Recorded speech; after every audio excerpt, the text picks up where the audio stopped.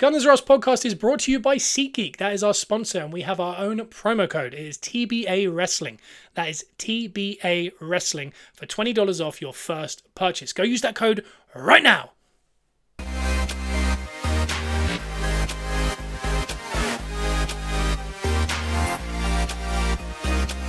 Welcome to Gunners R Us, where we are positively Arsenal. And that we are. Ooh!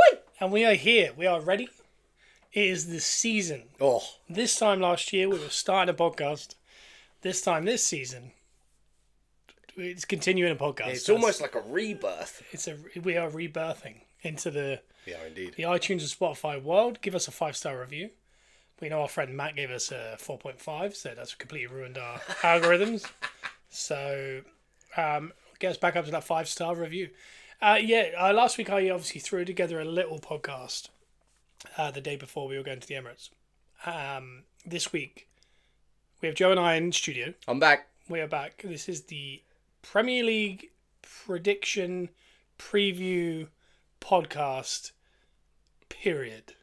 My goodness. A lot of P's.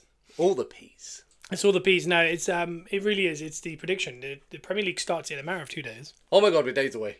So we're going to do a proper prediction podcast here. Joe and I are both going to set our top 6. We're going to set our bottom 3, Golden Boot, Golden Gloves, first manager to be sacked. Yep. Maybe a transfer as well is what I'm thinking because the window's still open. There hasn't been I say there's not been a crazy amount of movement. Compared to usual, there's not a crazy amount of movement. Yeah. But I mean, it's still kind of... It's one of the weirder transfer windows I've probably ever seen. But so we're going to have a little pop on maybe a big transfer that's going to happen still. When does the transfer window shut? It's into the season, isn't it? Yeah, it's the end of August. Oh, I feel like we're going to see some movement. We're going to see some movement in the first few weeks. Yeah, there's a good couple, 2-3 weeks left. So yeah, I think something's going to happen. And then we're going to obviously preview the first 10 games of the Premier League. But I think for the first 10 minutes, so again, if you're interested and you're a Premier League fan, not necessarily an Arsenal fan, go forward about 10 minutes because the first 10 minutes we're going to talk about our trip to the Emirates. Woo! We're going to talk about a bit more kind of in-depth about Arsenal because this one's not going to be crazy in-depth about just Arsenal. No. It's just going to be the predictions for the whole season and the games this week. It's all for the love of football and the love of the Premier League. Yes. Let's go. So for the first 10, maybe 15... we'll do a bit of Arsenal talk and then we'll get into all of that. So, linked underneath here, I'll kind of tell you what kind of minute in which we move away from Arsenal and just into a good stretch of just Premier League action. But no, we went to the Emirates, Leverkusen. Oh. We won 4-1. Yeah. Really good team to get to see as well because we got to see the likes of Saka, Saliba, Gabriel, Rice. We kind of saw everyone. Yeah. It was only Timber, Tomiyasu, Tierney, Calafiori. Ortiz, and Calafiori that were missing. Timbers was a load bearing issue. Yep. Calafiori's was a confusion of moving to a new country issue. He took a lot on in that week. Yeah, and Tomiyasu and Tierney were injuries. Yeah. And according to Arteta, Tomiyasu's got not a while, but it's a few more weeks before we're even going to be putting him back into training. So we basically got to just assume he's not going to be available until post-international break in the Premier League, which is 4 games in. Yeah. So Tomiyasu's pretty much not there. Tierney was a part of Media Day. Really? We've seen pictures of part of Media Day yesterday where Arsenal took all their pictures for the upcoming season. You know, they do all the flags. Yeah. They take the pictures for like Sky Sports and all that kind of stuff.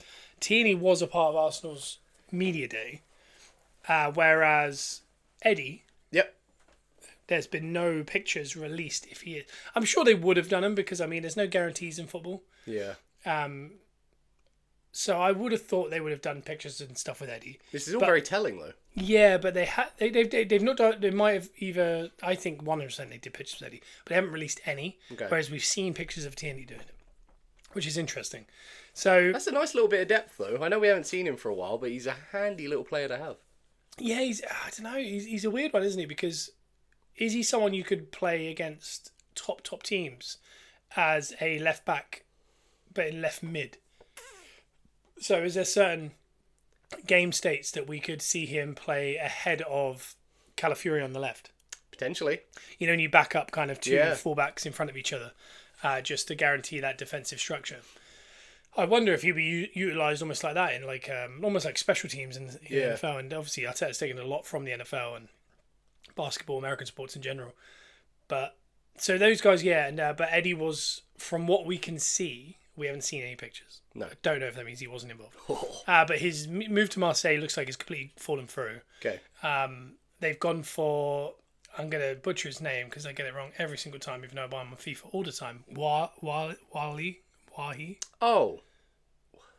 Yeah, Wally. Wahi. From Lons. Lons. Is it Lons or Lille?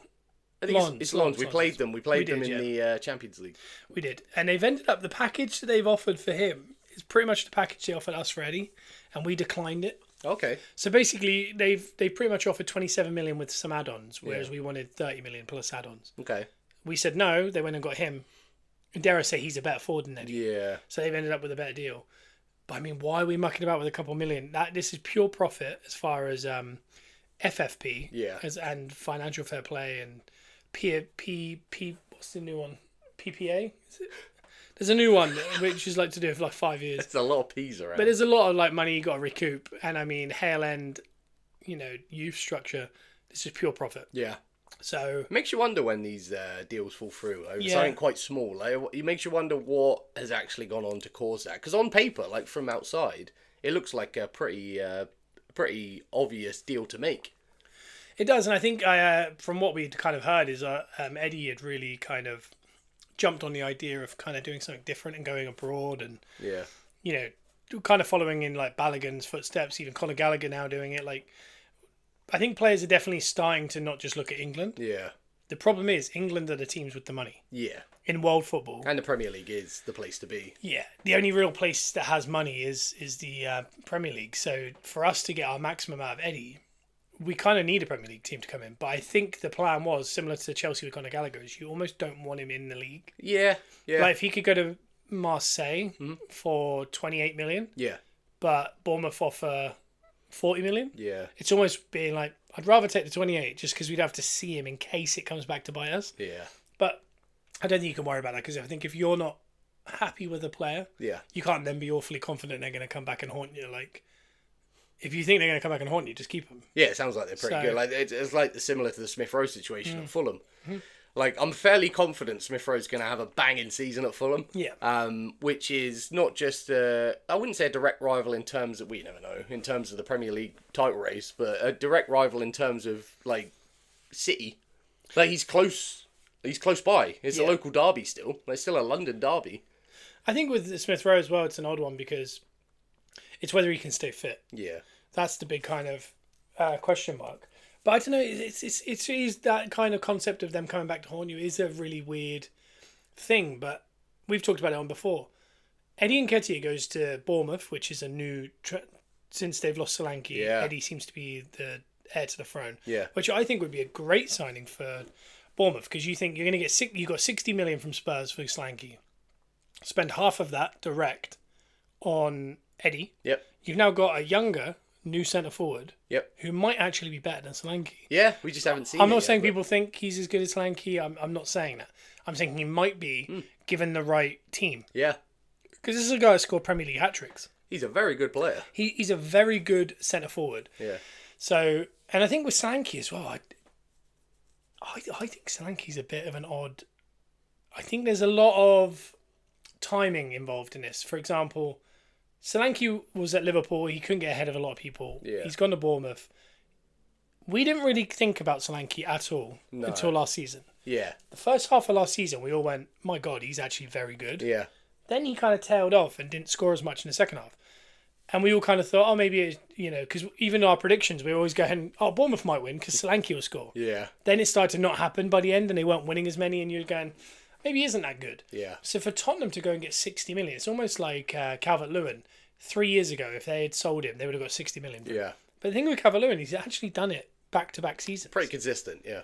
And he's available. Yeah. No one's going to go spend 30 million on Calvert-Lewin. I think sometimes people get caught up in the hype, but at the same time, it is like, if you're basing it off of last season, he might have unlocked something. Definitely. He might have found something. And he's going to go to a team that are going to create more chances. Yeah, he is, hard to say, but he is technically in a better team. So it's a massive move for him, and I think for Tottenham, if I was a Tottenham fan, I'd be very excited about that. It's just so difficult because, like we've talked about on the podcast, Eddie Nketiah goes to Bournemouth. He has space to run in behind. Yeah. That's his bread and butter. At Arsenal, teams are in low blocks. They're on the edge of their 18.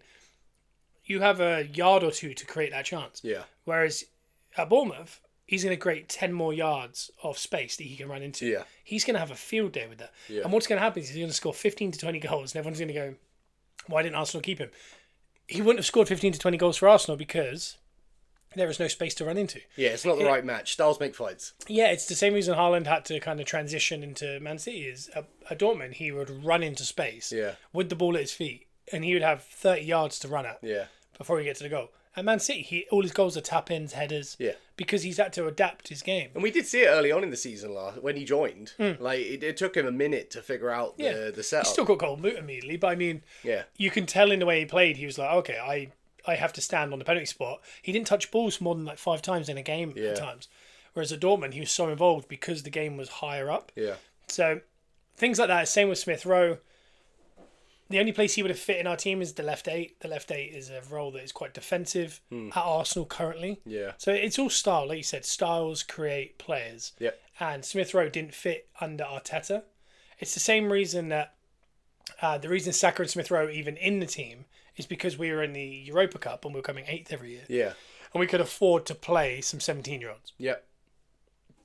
Usually, that's why teams like City and that don't necessarily bring through 17-year-olds. Yeah. They've got Oscar Bob. They've got Lewis, is it? Yeah. They bring through the odd player like Cole Palmer, obviously. But they're a little bit older and they only seem to play in certain games. Yeah. Whereas Saka and Smith Rowe are playing Premier League games almost week in, week out by 18. And that was simply because Arsenal were 8th. There was nothing to lose. We were in the Europa Cup. When teams are in the top 2, like Man City and Arsenal now, it's very hard to find place for youth players because you have to be perfect all year long. So unless you have a very good cup run, they're not going to play. No. And that's the issue with someone like Smith Rowe is if Arteta got sacked last year and we came 5th and we were trying out a new manager, Smith Rowe probably stays and he probably starts. Yeah. That's what I mean. Like, it's nothing to do with his talent. It's almost like timing. So, for example, Ethan and Wary and Lewis Skelly, they look like they're going to play minutes this year. They looked very sharp at the Emirates Cup as well. The different to put a kind of asterisk next to this. Do you know how good you got to be at 17 to make your way into the first team of a team who are challenging the most perfect team in Premier League history? You must be under a manager who is that micromanaging. Yeah. Is mad. And again, they might not play, but it looks very likely they're going to. Yeah, it looks like they're going to figure into the team quite nicely. And like we said before, Arteta hasn't. The one thing he hasn't really shown us yet in his time at Arsenal as a manager is the youth situation. Like, he hasn't really delved into that yet. So, like you said, that must show how good they are if he's actually thinking about bringing them into the setup. Because I mean, there's also a conversation that the homegrown thing, like you have to have enough homegrown players in the squad. But we watched them live last week, and I mean, they look strong. They look so assured with everything. And again, do I think they're going to play against Man City this year? No. Do I think they might get minutes against Wolves this first weekend? Maybe. Do I think they're going to play in the FA Cup, Carabao Cup, and now 8 games in the Champions League? Do I think we're gonna they're going to play minutes in those particularly last 2 or 3 games in Champions League? Yeah. Because there's no reason not to. Because, and I think Arteta got asked about their age and the profile and stuff like that, and he said, good players are good players. Yeah. If you're good, you play. Yeah. Doesn't matter about any age. You could be 36, you could be 16. If you're good and you're correct at that and you can take on everything, you will play minutes. Yeah. And he's proven that with Saka is in his development years, the last few years. He played him every game. Yeah. He's not, and he said out loud, didn't he? The best players play every 3 days. Yeah. I'm not sitting around being like, oh, I'm going to have to rest him this week. He said, I'm going to play him every 3 days. Albeit there was moments with Saka that you did he should have played. He should have played every 3 days. But yeah, again, to show you just how good those players have to be, because it's the reason why players have to go on loan. A lot of the top players start somewhere else. Like, for example, Rice at 18 was playing week in, week out for West Ham. Yeah. If he stayed at Chelsea, he wasn't going to play that until he was 21, 22. Yeah. And even then, it would have been bit parts, and therefore you get to 24 before you start breaking into teams. Yeah. Instead, at 23, he signed for Arsenal for 100 million. And that's because he had 4 or 5 massive seasons at West Ham. So again, it's all to do with that. So, when Eddie goes to Bournemouth and he scores a lot of goals, don't be worried because it wouldn't have worked at Arsenal. We know he's a good player. It's just he needed that type of team. Yeah, and I know as Arsenal fans as well, over the years, we we get very attached to our players. Yeah. And the idea of them leaving, like, even if they're, like, not performing quite at the level you want them to, we're almost like, can they just stay? Like, can we just have them there? Because I like them being there. It's familiar. I like them. I've watched them grow. But I think we're in an Arteta regime now where he's pretty cutthroat and he'll move on pretty fast. And I'm going to be honest, even if Nketiah does go to Bournemouth, same with Smith Rowe at Fulham, I'm excited to see what they do. Same. I want to see what they're capable of because we've seen them obviously for years. So we know what they are capable of. Yeah, and again, people would be like, "Oh, if Smith Rowe has a really good season, he should come. We should buy him back." And it's like, no, like it is really to do with managers' style of play. So many different kind of metrics you have to take into consideration. It's not even he's not good enough to play for Arsenal. It's not even good enough to play for a team in the top two. Yeah, it is. He doesn't work under the current structure of Arsenal Football Club. Yeah, in the top two. With Arteta particularly as manager. Yeah. Like I said, if this was Mourinho, Smith Rowe might play every week. Yeah. I don't know. So it's not to do with a talent thing. It's just a pure timing and all those other metrics that I just mentioned. And that is why Eddie doesn't fit. For example, I remember sitting here last year and we were talking about transfers. And we were saying, Nelson, maybe he's not good enough, but he's really good depth. Yeah. The level in which we've jumped, again, where I'm going, we don't need him as depth. He's not good enough to be at Arsenal. He's not going to randomly become Sane. No. But again, if you sell him to Wolves and he plays instead of Neto, who's now moved to Chelsea, Nelson might score 10 goals and get 5 assists next year. And everyone goes, he was really good. Again, no, he was really good in Gary O'Neill's Wolves. Yeah. And we're in a world now where, like you said, we're competing with Man City. You have to be perfect. The depth you have on the bench has to be worthy of the starting 11. Yeah. Yeah, we've talked about it as well, like wage bills and amount of players in the squad. We really need to boost that. We have to lose Eddie, Nelson. We've already lost Smith Rowe. Yeah. We've lost El Nani. We've lost Cedric. All these guys, and they have to be replaced with, like I said, Cedric with Calafiori. Yeah. El Nani with Marino. Tommy Setford for Hine. Even that third keeper's now stepped up. Yeah. You got to go replace Nelson with Kingsley Coman is being talked about. Yeah. You have to go replace Eddie with Gyökeres or Osman or someone. Yeah. You have to actually make those kind of signings where the squad is the same size as last year because the squad size was fine last year, really. I know City have 4 or 5 more players, but some of theirs are Oscar Bobs and that, and we have Lewis Sigelis and stuff like this. But that Nelson, Smith Rowe and Nketiah has to be the level of Marino, Nico Williams and Osman to even challenge. Well, there was too many times last season where we were looking for a goal and the options coming off the bench, like you said, were Nelson and Nketiah. And albeit they're great players, we've seen them season after season not necessarily show up when they had to. Yeah. You need to replace that with players that when you throw them on, it's scary for the other team to look at, and 2, we get excited watching it. Yeah, and I think as we kind of slowly move away from Arsenal here, the signings that are being done around the league, you've got Conor Gallagher and potentially going to Atletico. The state Chelsea are in, they've just given a 2-year extension to Cole Palmer, who now has got 9 years on his contract. We've got Conor Gallagher sat in Madrid for 5 days, and then they've gone, we haven't got the money. They've then bought Alvarez from City for 82 million. Yeah. Conor Gallagher's had to come home. Chelsea are now saying we're going to give you 50 million for João Felix just so you have the money to give us for Gallagher. And I mean, they need more Gallaghers than they do João Felix. The position João Felix plays in is Nduku. Yep. Cole Palmer. Yep. Sterling even. Yep. Madueke maybe. All very strong. It's all their players they just bought. Yeah, and Cole Palmer obviously is a generational talent, and Nduku's having a strong preseason, so you don't really need that. It just seems baffling. Like they now need to go get a Conor Gallagher like player. Yeah, it's like don't buy João Felix. Yeah, keep Conor Gallagher, keep him as your club captain, and build around him and Cole Palmer. Yeah. But instead, they do this weird stuff. It feels like an 11-year-old playing FIFA manager mode with a cheat code on. Well, the forward they tried to buy, who kind of, it's all fallen through now. Yeah. He said he was worried they were going to get relegated. That's why he didn't want to go. Wow. Well, it's because there's no structure. If you're someone in the world of football, you're going to do what we're all doing. You're looking at X or Twitter or whatever you want to call it. and you're going, why are they buying so many players? Yeah. Why are the deals that long? There's so many people in the squad. Why would you go there? Yeah. And you know what I mean? Like, there's no way that these players aren't looking at it going, I don't understand why I would. What's their FFP situation? Because I don't feel like we've heard much about it. We've not heard anything, and that's what kind of is the rumblings, is maybe there is a big ban coming. Because from the outside, it looks scarier than anything City's done. Well, the thing is, they're being very open with it. Yeah, They're true. openly just buying players. Yeah. And again, I think a lot of it, if you remember, there was a they sold their training ground Yep. to their own company or something. Do you remember? Yeah. I think Toboli bought it, which means that they have massive amount of money to spend in transfers. Yeah. But again, it's all in house. It's all a bit sus, but it's not. It's not enough to sustain because I mean, you're allowed 25 players in your squad. Yeah. You've got 46 players at the club. Woo! Like there's going to be players that either going to have to go on loan, they're going to have to be sold before the end of the transfer window, or they're not going to play. Or they have to do what Real Madrid do and have a B team. Well, the thing is, if they had any sense, they're wasting so much money. Go look at like a Wrexham or someone like that and go, do you want these 5 players on loan? We'll pay the wages. Yeah. Because they're going to have to pay them anyway because Yeah. they're going to sit on the training ground. They're going to end up playing with the youth team. Yeah. And go, do you want these 5 players? Here's a goalie, here's a centre-back, here's a midfielder, here's a wide player, and here's a forward that aren't going to play this year. Yeah.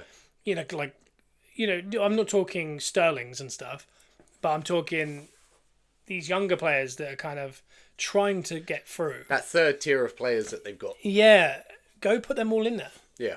and just let them play for a A year. little bit of exposure at Wrexham, a little bit of a business deal with Wrexham. Yeah, because Wrexham are going to love it because they're not going to pay the wages, and also it's going to help them get up because they're good. They're very good players. Yeah. So I don't know why they're not doing something like that, but either way, I think there's probably a 5-year ban coming.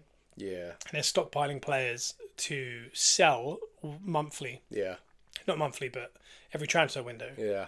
to gain up some money. That's what it feels like with So the at the length end of of those contracts. Yeah. The end of the transfer window, the end of the ban comes, they'll be like, oh, we've actually made 200 million over those 5 years. Yeah. We can now spend again. Yeah. So there's something going on because it's too reckless. It's too random. There's talk now that Osman might go there for 75 million. And, I mean, they have 9 centre forwards at the club currently. That'll be their 10th. Wow. They have more goalies than Arsenal have midfielders. They have 7 goalies. They have 7 goalies registered at their club now. We have 3. Yeah. We have Odegaard. We have Rice, Partey, Jorginho. Yep. That's our 4 midfielders. Yeah. We have 4 midfielders at the Yeah. club. Did I say Partey? I don't Yeah. think Yeah. You did. Yeah. It says 4. Yeah. That's our midfield. So we've got. Wait a minute. Is that one more midfielder than we do goalies? Yeah. Wow. But Chelsea, and again, that's unbalanced. We should have more. Yeah. And again, people would say, oh, Vieira, he will not play anywhere but right mid. Yeah. He is not a midfielder. Or you could say Havertz, Trossard. There's certain players that can drop in. I don't think I've ever seen Trossard play in our midfield. But there's an Havertz option. definitely is potentially one. I But know Arteta likes options around the it's field. very hard to tell people that Havertz is a midfielder when he plays centre forward for us every single week. Yeah. And But- Germany. And for Germany. So, it's tough. But we have, and they have 7 goalies. Whatever's going on there, I don't understand. I don't know what's happening. There's obviously something happening. As far as anything else, I think it's Everton might be getting another ban. I think Domino's put up a thing yesterday saying if Man City had ordered a pizza, Everton would come to collect. And that's very true. I don't know what's going on with Everton. Poor Everton. They were like 3 million out or something on last year's books or something like Wow. that. And they're now getting it again. I understand that it's probably easier and quicker to sort that out Yeah, than it's it one is problem, yeah. than it is the City one. Yeah. But it does seem very unfair to go after little old Everton when City are sitting on top with all their crowns and necklaces on, and Yeah, you can clearly see something's up. They're scraping by every year. And they're like, here's another one. Yeah, I don't know. But City, it looks like the hearing is going to start in September. Yeah.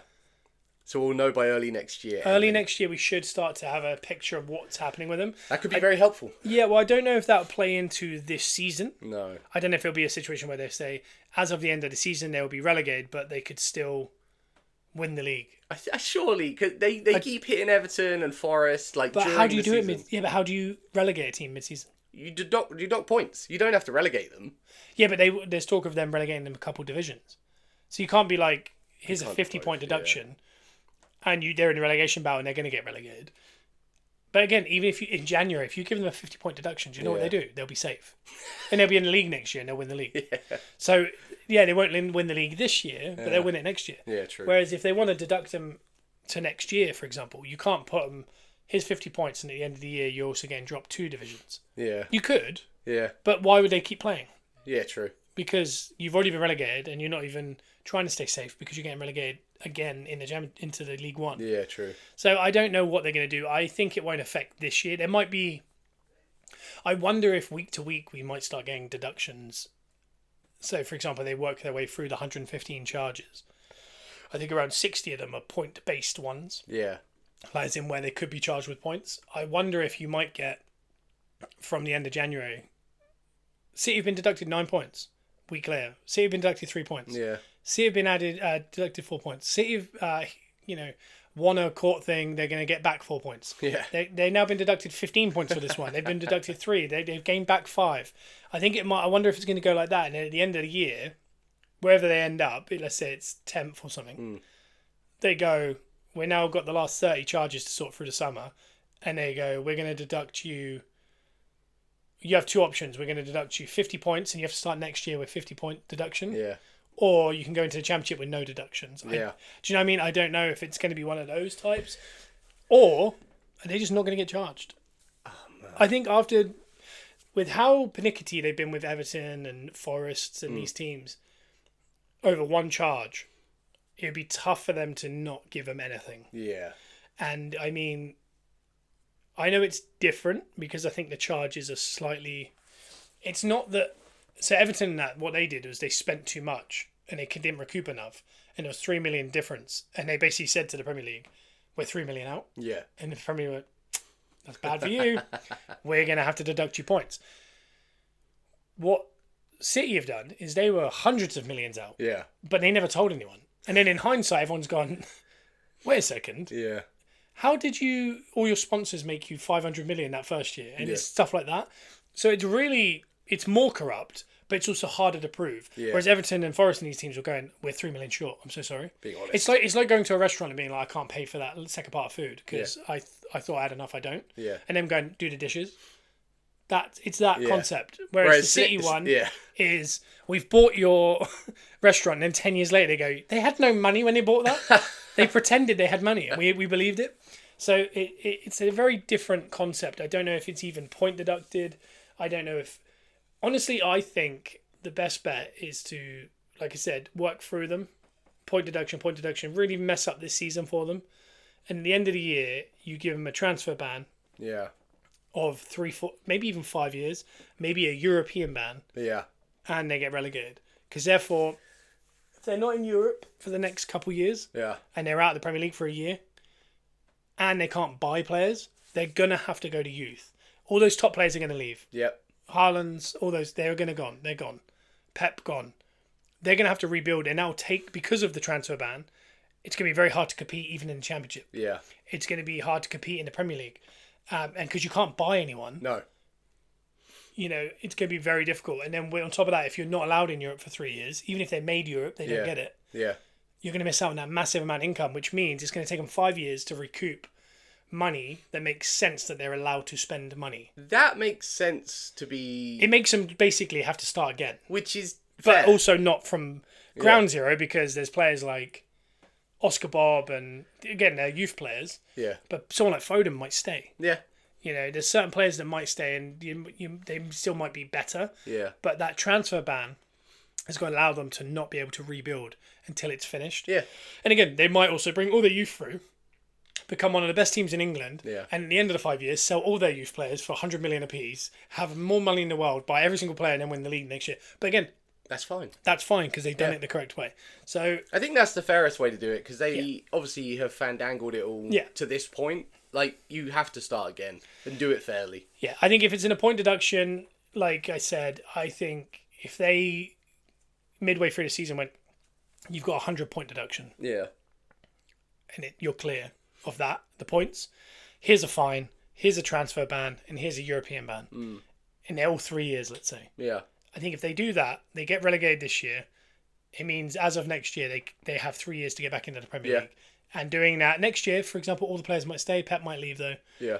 and they might get straight back up. Cool. But then people like Bernardo Silva and Haaland, they go, we can't just stay in a team that aren't competing. Yeah. So all of a sudden it's like, okay, now we're relying on these certain players. They can't bring anyone in. I think that is the best way to do it. I think long term, I think that creates the kind of fair building that they're going to have. Yeah, clean slate. And I think from then on, no one can kind of complain. But I mean, this year will be 5 years in a row if they win it. Yeah. Yeah. That's madness. I'd like to ask City fans what their view on it is. Like, are you happy that you've become this force, but let's say it not proven yet, but unfairly? Would you rather get the point deduction, having won all this stuff anyway? Like, it's all done. It's in the books. Yeah. Like, you've already had those glory years. You've had more glory years than most teams ever have. The concept of them getting rid of what they've won, it doesn't matter. The fans are still going to claim it. So that's all that really matters. Yeah, you can't. I think to getting rid of stuff they've won is weird. I think you let them have it. Like, it makes sense because... Yeah. But you can't rewrite history. Like, it's you can't. But I mean, happened. Like, what they... Like, carry on with what you're saying about... But I mean, yeah, would you be happy? Like, you've had the glory years. Let's say nothing gets removed. You've had the glory years. You've enjoyed it. You got to experience that in your lifetime. Yeah. Now, let's say you get all your points deducted. You're back down to the championship. You've got 3 years to get back up. Start fresh. You come back up, let's say. Like you said, you put on some good youth teams. You sell some of them. You make your money back. You do it all fairly. Back in the Premier League. I'd say if I was a City fan, I'd be okay with that. Because I feel like you've seen all the good stuff. And now... Yeah, it's a different thing, isn't it? But once you come back up... No one can... like, there's an asterisk at the minute. Yeah. Like, there's that constant conversation that you haven't done it fairly. And also, it's something visibly different. I mean, if Arsenal won the league... If we were going for 5 in a row now... Yeah. I mean, the excitement about the new season is that could Arsenal finally win a Premier League after 20-plus years? If we've won 4 in a row, it's very hard to be like... Yeah, let's just... And also, City's style of play is not fun. No. It's a boring... Like, if you're a City fan, you're, like, bored every week. Yeah. Plus, they win everything. To change it up and be like, oh, now we got to, like, we're the underdogs. Yeah. And we got to build through with our youth talent. And come back with no asterisks. Yeah, no asterisks. So no conversation. Like... And also, it's not like when other teams get it. Like, for example, if Everton got a 25-point deduction now. Yeah. With that ownership and how it's maybe changing hands, there's a chance Everton go to League One, League Two, Conference. Like, it's the start of the decline. Yeah. With City, it doesn't matter. If they drop them into League One, in 3 years' time, they'll be in the Premier League. I'll be back. Even if it's just youth. Yeah. Because their owners will not allow it. Yeah. So it's not like a scary thing for a City fan. Like, if they got relegated and transfer banned, City fans would be like, all right, Marathon. game on. Yeah. Then there's no worry of them like, oh, well, maybe we'll never get back up. It's like, of course you will. Yeah. Because what will happen is you'll get through it all, build amazing youth talent. So realistically, it's going to help you long run. You're going to have a load of FFP stuff that's going to be good because you're going to sell some of your youth system. Yeah. Then you're going to buy all the best players in the world because all the best players in the world go, oh, cool, City are back and they're offering the big money again. Yeah. And we start again. Yeah. So if you're a City fan, it could be just a fun little detour. Yeah. Yeah. It sounds ridiculous, but it's crazy as well because we're going to look at the predictions in a second. Is if you take away Man City from this year, what an exciting season. Oh. Who would win? Like, game on. I know everyone's saying Arsenal probably going to come second. Maybe it's Liverpool. That's interchangeable. But, I mean, the top 8 could be in any order. Yeah. Except for Man City. Yeah. Like, Arsenal could come 7th this year. I don't know. You never know. Because, like I've said before, Liverpool, the Klopp-Pep rivalry where Klopp won 1-1. Yeah. It's not really a rivalry when it's 7-1 and over 8 years or whatever. But when you look at it, what would happen is Klopp would Liverpool would run him really close. Like a point to like even more than what we do. Like they were in 100-point levels, 100 goals, all this kind of stuff. They would lose. Then next year they would struggle to get 4th. They would get 4th, pip it. Then the next year they'll come back strong and challenge. Then the next year they'll come 4th. Then the next year they win the league. Then the next year come 4th. Yeah. Then the next year run them close. Then come 4th. Yeah. It was never. It's not sustainable to go after City. What we've done is we've done 2 back-to-back. Yeah. So the idea of doing a 3rd back-to-back is not something we've seen in this modern era. Like, no team has done that to City. No. Year on year. Yeah. You know, obviously Liverpool ran them close a lot more. But, I mean, to do it 2 years running was impressive. And to get better both times. But I don't know, but there's something in my head. It's like, there's no way that group of players can push again a 3rd time and run it close. And I'm talking, if we come second by a point again... Yeah.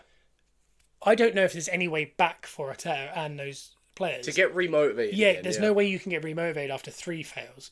I think even if we win it, I think there's a massive drop off because I think we finally did it. Yeah. We don't have to worry about Arteta going. There's 8 different positions during defensive motions. Yeah. You'd be like, do you know what? I want to leave. I want to just go play at a team that's just like Ancelotti, like lifts the eyebrow and we just counter attack. Yeah. It's very hard to be like, let's do that again. Like Pep is. That's what they say. Like players don't play under Pep very long because it's a lot. Yeah, it's a lot of work. It's a lot of work, and Arteta's the exact same. And Yeah. I think the turnaround is going to be a lot quicker than what we want.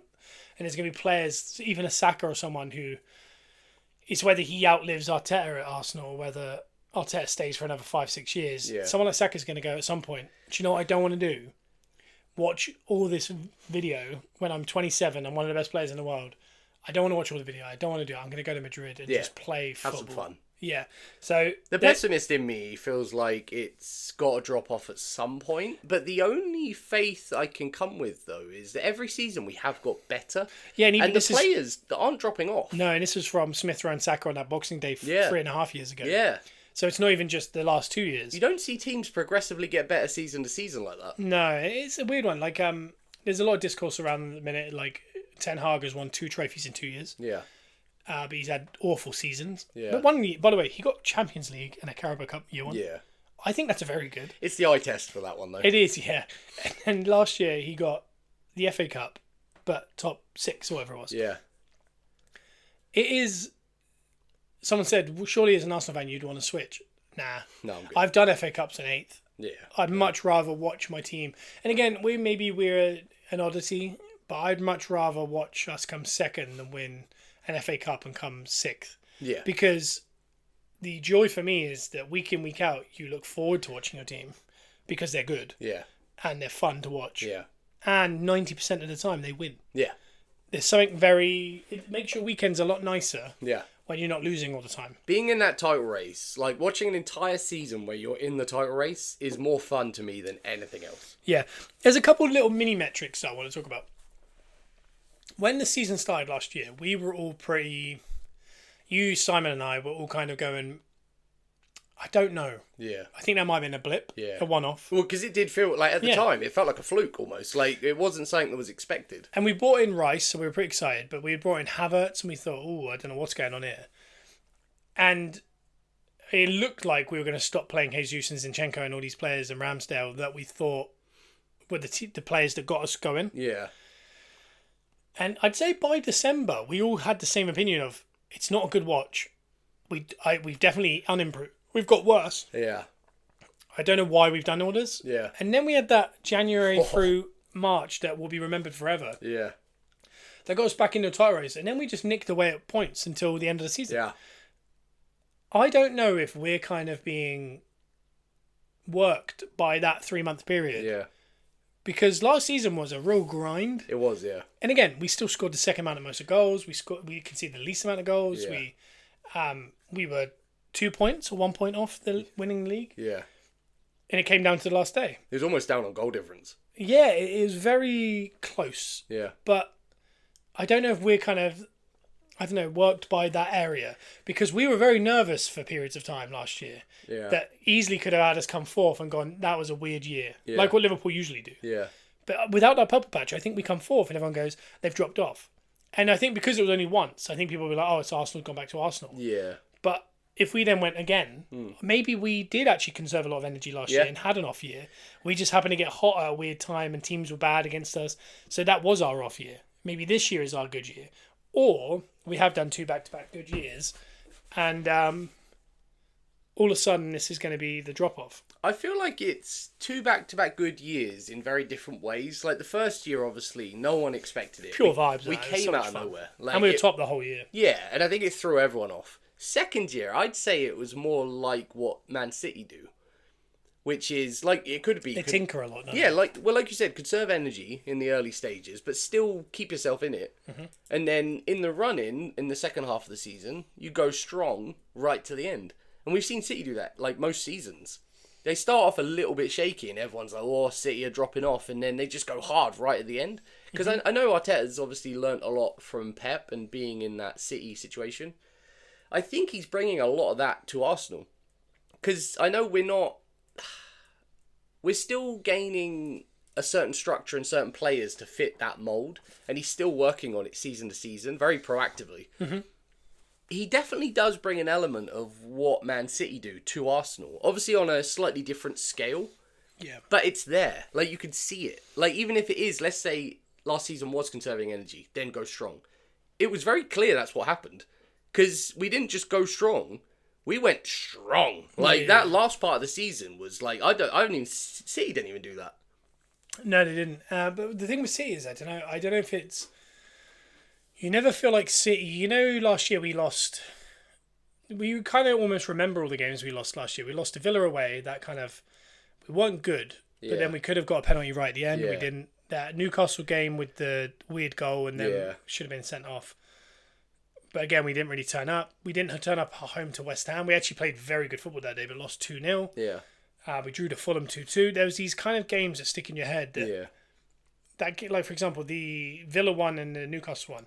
They are prime Arsenal losses. Yeah. To go away, get bullied at 5:30 on a Saturday. Yeah. You just don't see City don't get that happen to them. No. And I don't know if it's because the type of players they have, it's not that different. Yeah. It's not the style of play. And not the type of players, it's the style. Yeah. I think they don't allow to get emotional. Like, whereas a lot of people kind of see Arsenal as, we're emotional City. Yeah. We're somewhere between Liverpool and City. We play football like City, but we have the emotion of Liverpool. Robots with a heart. Yeah, and I think that is what allows teams like that always a chance. Because if you fly through, like, week 1 we play Wolves. Yeah. It's Arsenal bread and butter to play a team mid-table 10th and at home. Not saying we're definitely going to win it, but that's kind of the bread and butter. Everyone goes, oh, sunny day at the Emirates. That's a 2-0 win.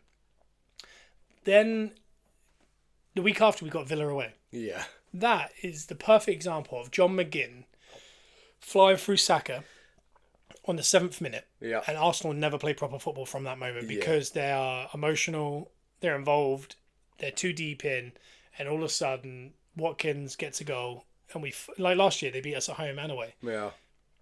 And we go, what is going on? We get stuck in almost like a tornado. Yeah. And we don't know what's happening. That doesn't happen to City. Someone goes through De Bruyne, everyone just kind of looks around, and then they carry on playing the game, and McGinn goes, ugh, we're not getting to and then these De guys. Bruyne plays with a poo-poo face and then scores a goal. Yeah, and you go, oh, and they bring Oscar Bob on, and he scores, and you go, what is going on? I think that is because of how tight the seasons are now. That is the difference. And there's no way we're not getting emotional away to Liverpool, away to Newcastle. There's two. We are just an emotional team. I'd say. I know Liverpool do it as well, but Liverpool Yeah. do it in a different way. Like, you go through them, it's almost that's how you get them It going. riles them up, yeah. Yeah, whereas with us, it's like it almost stops the play, and we're now thinking about not that we're scared. Yeah. It's like they're just thinking about, oh, I want to get one back on him, and they don't think about football. Yeah. And then there's spaces everywhere because people are running out of position to kind of try and win the ball back. Yeah. I don't know. That worries me. I think we're always going to be a team that have emotion. What I will say is, I think Arteta obviously is using a very similar blueprint to what he learned at Man City, and season by season, he's slowly ironing out the little things that keep us from challenging City fully. I'm going to make a big call here. Okay. This coming season, I feel like those mistakes we made in those games won't happen. Okay. I think, I'm only doing this based off of what we've seen so far with the progression. That, in Arteta's mind, can't happen. And when we see Arteta get in that mode where he says something can't happen, it doesn't happen. So I feel like he's going into the season, and that is the last little puzzle piece, is he's ironing out these little mistakes in these games. And I think that will be the difference this season. I think we'll be just as good again, but I think we won't make the mistakes in those games again this season, because Arteta will make sure it doesn't happen. Okay. Yeah, it'd be nice. I like it. You got to think, defensively we were very solid. Yeah. I think the majority of the goals we gave away this year were our own downfall. Yeah. We had a lot of mistakes from the back. Which is a good place to be, because Like, if it is on you, yeah. you can fix that. Well, I mean, when you're conceding less than the amount of games you play, Yeah. but half of them are your own mistake. If you can remove them, then you're Chelsea of 05, Yeah. where you're conceding nothing, so you can't lose. Yeah. Because I think Arteta is working his way towards winning every game 1-0. Yeah. That's what his dream is. Yeah. What we'll do is we're going to get into predictions. So the first thing we're going to do is we're going to do our top 6 and our bottom 3. Yep. We also got Golden Boot, Golden Glove, first sacked. Yep.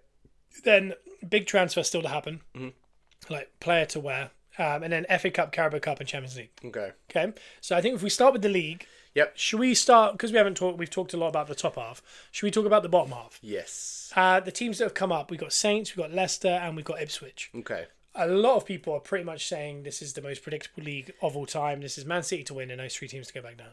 That, when you said those 3 teams then, that is about as unconfident I've been of 3 teams staying up, I think. I know, no disrespect to all 3 teams have been in the Premier League. They've done it, especially Leicester at a big scale.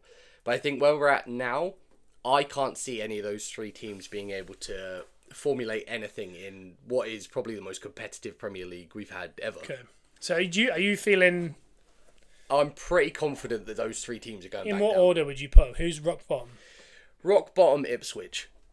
I don't see them being able to compete on that level. I think it'll be very similar to a Burnley and Sheffield United situation.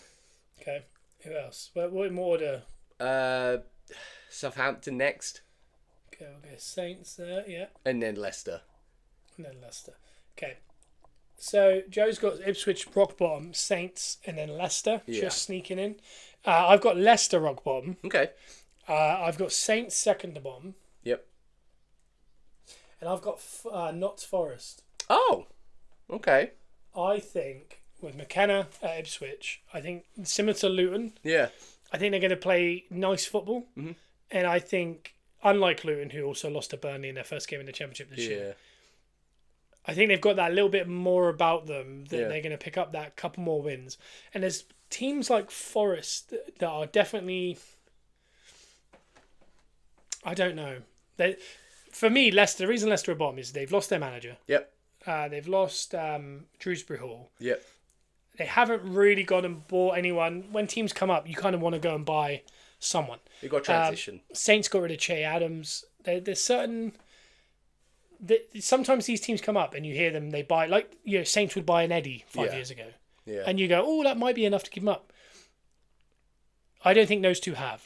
No. Ipswich, I think, just play nice football. Yeah. And I think they'll be able to beat certain teams. Yeah. And that might be just enough. And I think Forest are due to go back down. Because every year they're in the race. And every year they just get out of it. Yeah. And I don't think Nuno Santos is a great manager. No. He's quite defensive. Yeah. And again, Forest is also a ground on which has become a place that I don't think any team... if you remember, they should have beaten City in the run-in last year. Yeah. They missed... Chris Wood missed 4 or 5 chances. Boyhood City fans, so that hurt even more. And Arsenal the year before lost and ended our season that way. Yep. It's become a ground that's a bit awkward, so that could be enough to keep them up. Yeah. But I don't know. For me, I think Ipswich might be the surprise package. I don't think they come in top 10. Yeah. I just think they might be... They're not 17th. I think they might be 16th. It's tough with a team like Ipswich. Ipswich remind me a lot of what Burnley were like last season. I think with the way they play... They have to figure out, like Burnley didn't, how to play in the Premier League as opposed to the Championship. Because they, like you said, I think there is a chance they could figure something out, but you just never know when you... That transition is too hard. Yeah. If we jump to the top, because I think it's the easier part than the middle bit. Yeah. Who's your top and who's your second? Top is... Yeah, I'm going to go Man City top. Okay. I'm going to go Arsenal second. Okay. Where are you going? I'm going to go Arsenal top. Okay. Because I'm feeling the progression. I'm confident. You go Man City second. I'm going to go Liverpool second. Okay. And Arnie slot. Yeah. And then Man City third? Man City third. See, I'm going to go Liverpool third. Okay. Very impressed with what Liverpool are putting together. They look good in pre-season, and they haven't really changed, but... there's that rumour that came out there was Diaz going to City, which I don't think is a real That'd thing. be wild. But when you actually look at it, Liverpool fans, they're kind of kicking, what's the kind of meme? Kicking something on the floor. Kicking the can down the road? Well, I don't know, just like do something. It's one of those kind of like... Oh, okay, yeah, the little meme, like do something. Yeah, poking do it something. with a stick. They've kind of got themselves set on this one signing this whole summer, which was Zubimendi, who rejected them this week. And again, he rejected Arsenal, Madrid, Bayern Munich, and then Liverpool felt they had their man. Yeah. And he's rejected them. Yeah. And again, I think it is he just doesn't want to leave Spain. I think this is good news for Arsenal. Yeah. Because I think the fact that Liverpool are willing to trigger that transfer number? What is the... The... That's such a weird... Why is that gone by? Oh, the... Clause. Santa Claus. Because they were willing to trigger it. I think that's why the Moreno-Arsenal deal was completely cooled down. Because I think Sociedad went, we're not losing two of our starting midfield. Which is fair. Yeah. But now he's staying. I wonder if this is... All right, we'll get money for Moreno. Because Moreno's got 1 year left on this deal. I think that's so. Happening. That's the one I think if in their perfect world, they'd sell Moreno for some cash. Yeah. Zubimendi, and then they'd bring through a youth player. Yeah. And I think that's smart. So I think we will now get Moreno done probably shortly after this weekend's games. Yeah. Maybe Monday, Tuesday next week. I reckon that'll get done. But Liverpool, yeah, they've not bought anyone. And they just sold... I always want to call him Coutinho. It's not Coutinho. It's the little lad that scored against Arsenal in pre-season. Yeah. Why can I not... This is awful for a football podcast. I can't remember. I think that's more of a sign of bad memory. I'm going to have to look it up. But the youngster, that he scored the volley against Arsenal in Philadelphia. I can see it. He's gone to Brentford. I think it's a brilliant signing. Yeah. I can see the goal. Carvalho, is it? Carvalho. 27.5 million. Yeah. I think that is such a smart signing for Brentford. Yeah. Very similar money to Smith Rowe. Yep.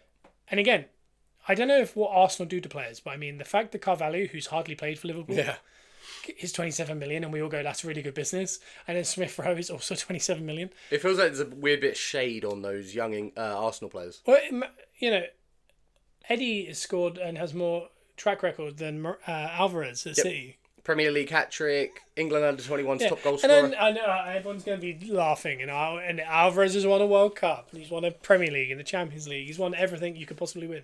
He's always in the Ballon d'Or race because it's kayfabe only. It's like the Wrestler Writer Award. What's it called? PWI. Yeah. It's all about titles you win. Yeah. But he's just one man in those teams. He was also a guy who hardly played in any of those things. Yeah. So, again... I don't know what we do, but we definitely devalue people. Yeah. I see. The one person I'm confused about is Tony. Yep. There's talk of Saudi now. Something's going on behind closed doors. Either they have information that means you can't sign him. Yeah. Or he's just horrible. But I mean, he got picked for England of a Gareth Southgate, who's the most sensitive little man. Yeah. So he can't be that bad.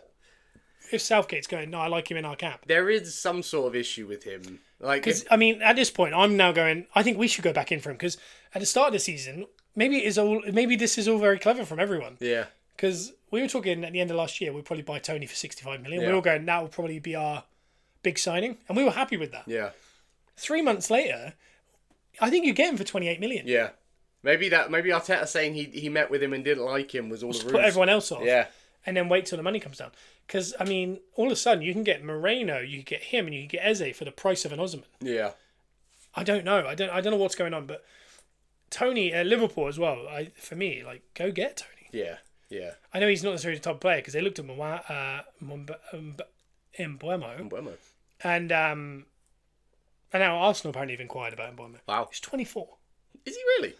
He's the type of player like Trossard was. Yeah. He's the kind of guy who will play. If you ask me right now, where does Mbeumo play? I don't know. Don't know, but he does stuff. He scores. He does things. And he plays, and he runs everywhere. He is a Liverpool player through and through. Yeah. If Klopp was still there, Mbeumo, and everyone goes, Mbeumo for 30 million. Yeah.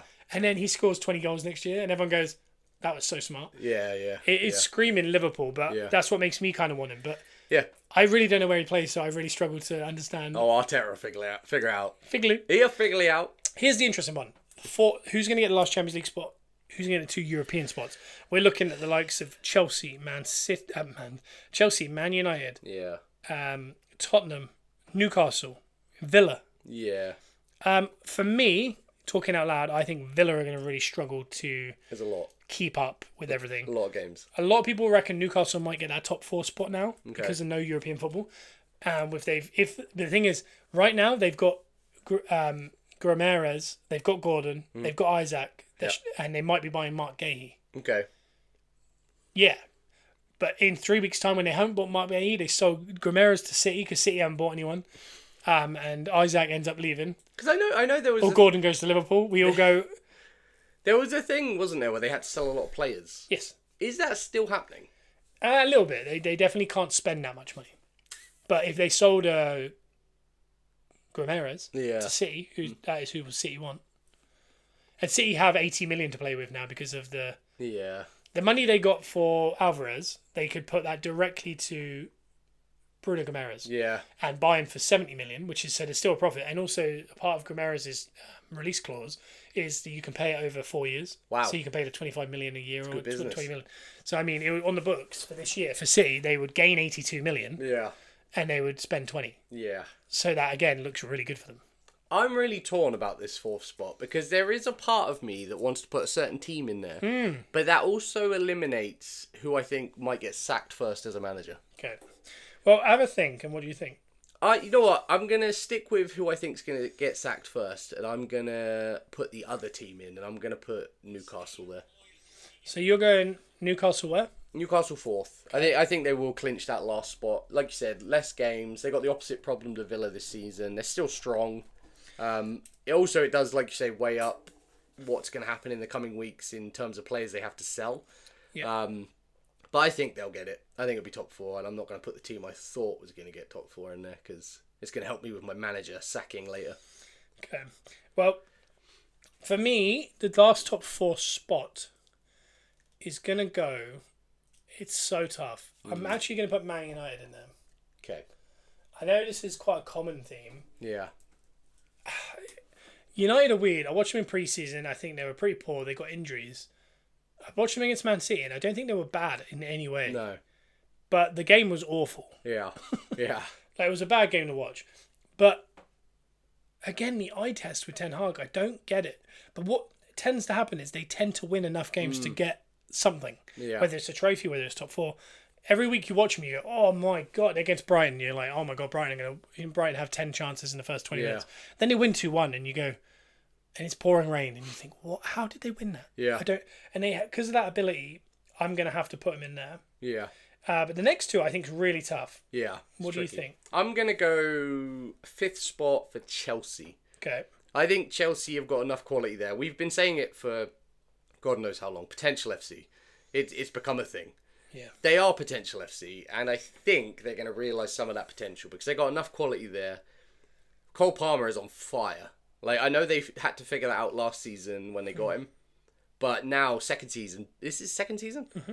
Bedding in, showed what he could do at the Euros. Everyone's very excited. I think Cole Palmer and Chelsea are going to get that 5th spot. I would put them 4th, but I don't know if they've quite got that yet because there is a lot going on at Chelsea that they need to figure out, so they're not quite in that place yet.